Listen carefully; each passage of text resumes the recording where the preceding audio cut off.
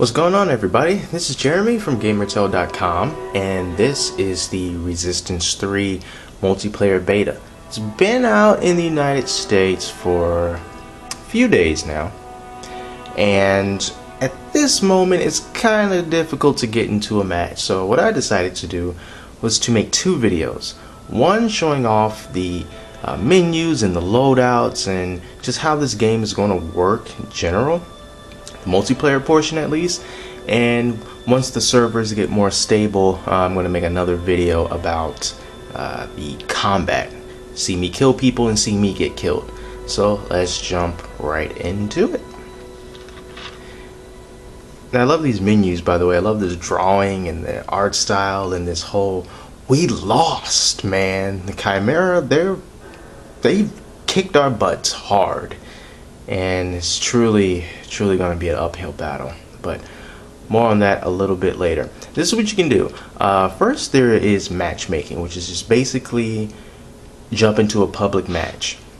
At this time, the only options that we have are anything, which is between team deathmatch and chain reaction. You know, team deathmatch is what you think is team deathmatch, and chain reaction is just basically go to the point, control the point, defend the point. You know, nothing new.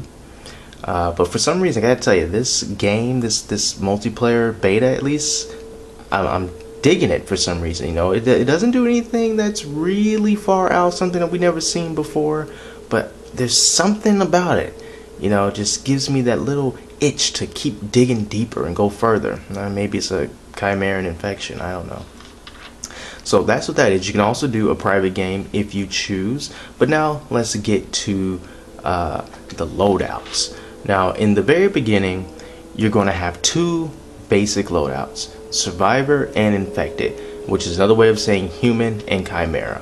When you're a human, the options that you have is your classic M5A2 carbine assault rifle, which has primary fire and alternate firing modes. You press R2, it's going to shoot out the grenade. R1, shoot the bullets. You know, and these weapons can also be upgraded. So you can see the second option there with the stars next to it. It's going to add a bayonet attachment, so you can get some melee action with closer range.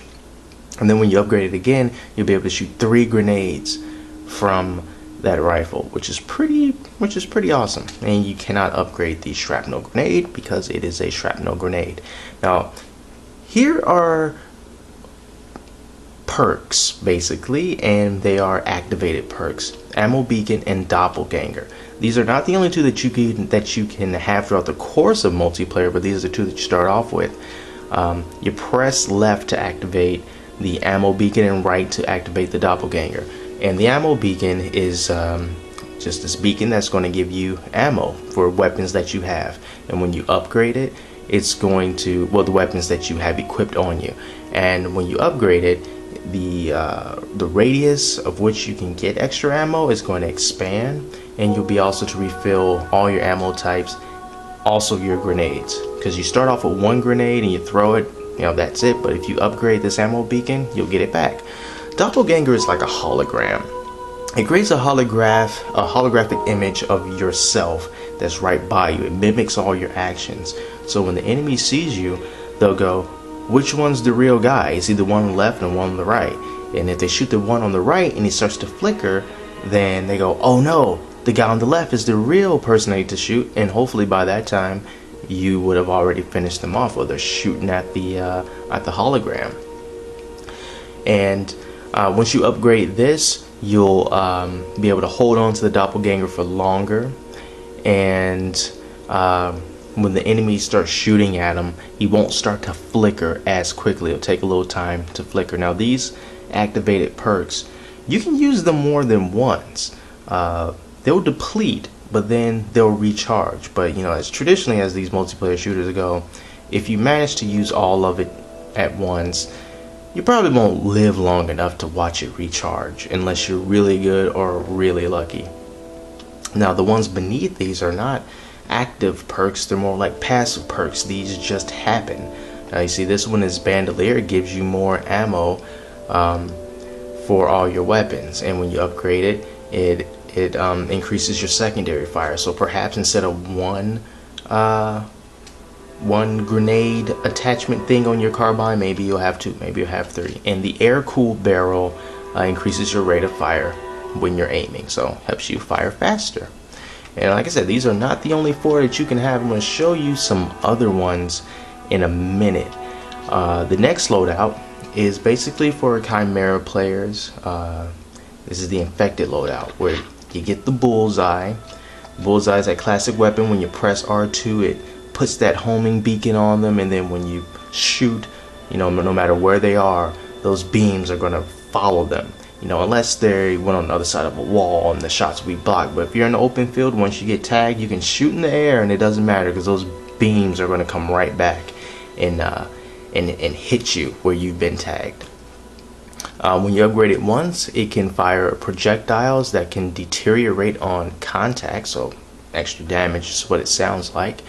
And its last upgrade says fire a tag that explodes on contact and can tag one additional nearby enemy. Sounds pretty nice. And of course, the hedgehog grenade is when you throw it, and when someone gets near, it pops up and it shoots out all these needles. And I kind of prefer it over the frag grenade, the shrapnel grenade. It seems like you can be a little less precise with the hedgehog, because you have to avoid those spikes somehow. Now the basic Chimeran perks is spotter. That means that once they see you, then whoever they see can be seen by all the other Chimera on the team. And lightning shield is a lightning shield. Get too close to lightning shield, you get shocked. Start off with those. And of course, air cooled barrel, one of the passive perks, which is going to increase the rate of fire.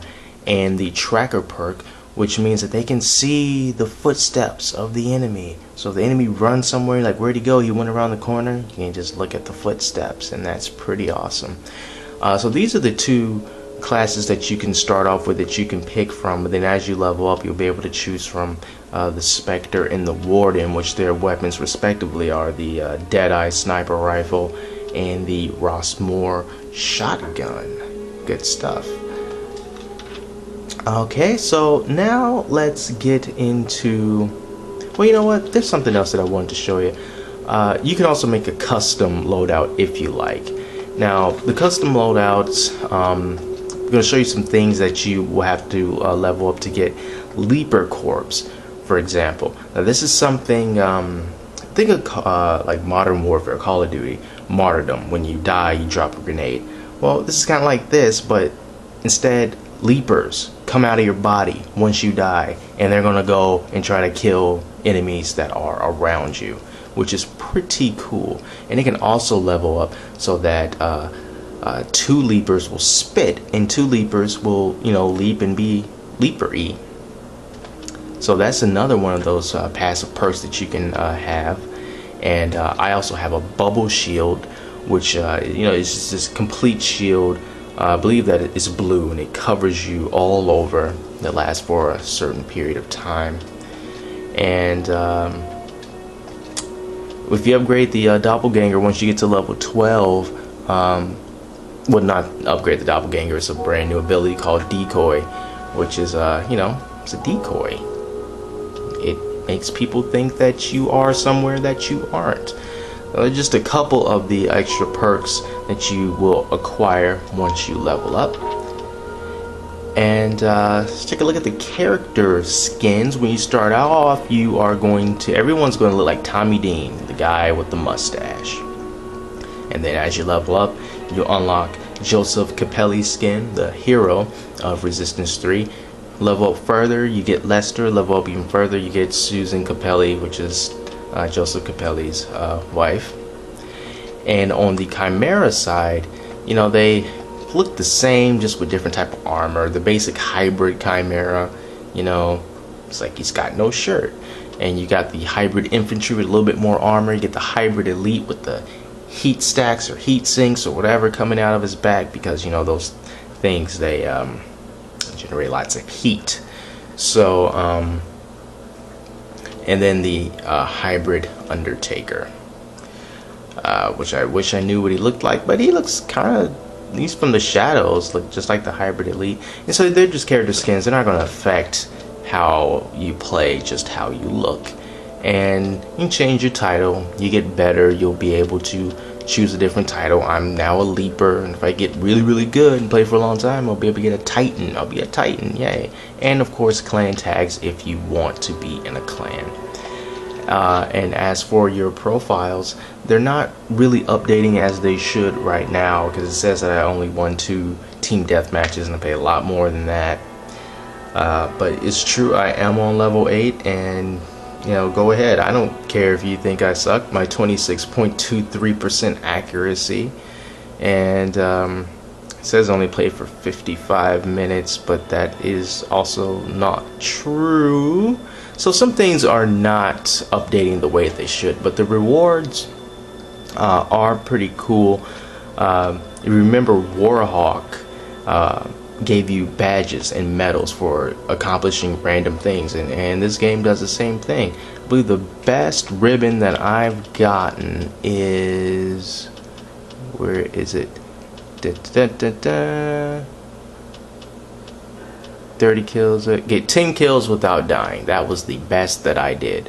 And while I'm on that subject, you get these added benefits. You get like a 3-hit kill streak, and then you'll be able to activate a shield, and then if you get some more kills in a row without dying, they'll give you the auger, which is the weapon that you can shoot enemies through walls. You'll be able to see them through the wall and shoot them through the wall. And then I got some other really crazy, I don't even know what it was. It was some type of grenade throwing weapon or something. It was insane. I was on a roll that match. I was really happy with it. So, you know, kind of like if you're, I keep going back to Call of Duty because it's the most understandable and, you know, easiest to understand multiplayer game out there. You know, you call in the spy plane or whatever Call of Duty that you're doing, recon plane, you know, all the way up to the AC-130. So it's just like that. The more kills that you get without dying, the greater your instant perks will become, and it gets the adrenaline pumping.